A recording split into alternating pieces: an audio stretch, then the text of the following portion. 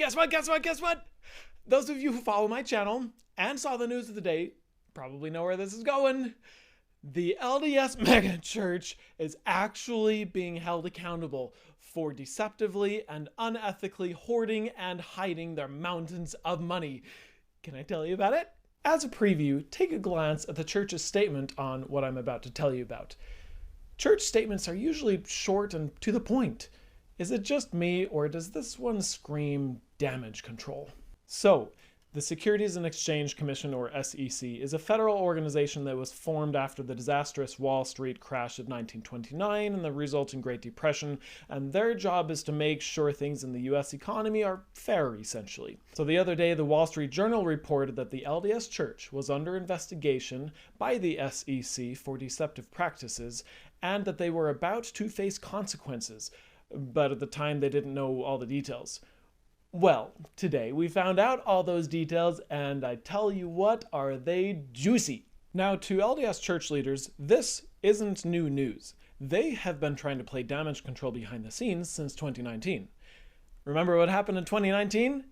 That's when the world found out, via a whistleblower with a conscience, that Jesus is one of the richest men on the planet. Well, that revelation apparently got the SEC's attention because there's this rule that if you have more than $100 million in certain types of investment accounts, and $100 million happens to be 1/1000th of $100 billion, you have to publicly disclose it quarterly with Form 13F. And the SEC hadn't seen any such form from the church in the 23 years since its investment management company Ensign Peak Advisors was formed.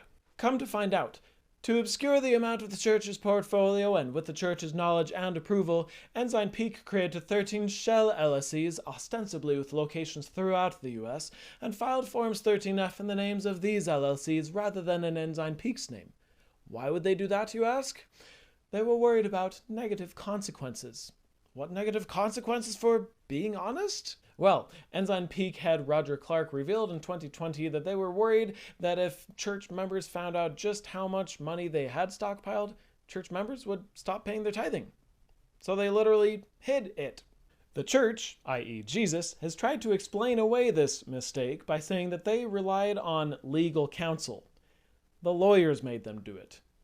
Now, if you pay attention, the church relies a lot on lawyers and the law. That's why they hire so many lawyers.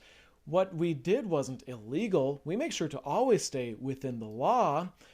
And while that is almost always technically true, it's also meant to distract from the question of whether what they do is ethical.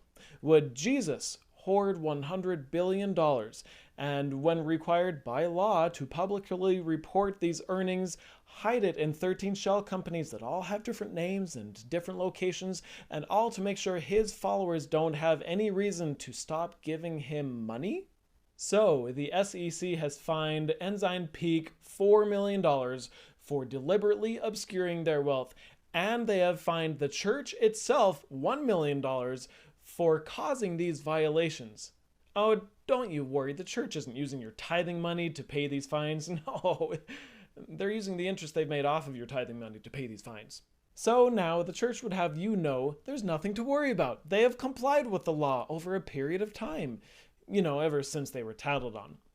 And they regret mistakes made and now consider this matter closed. Consider this matter closed. Consider this matter closed. So if you all could just stop talking about this, that'd be really cool, all right?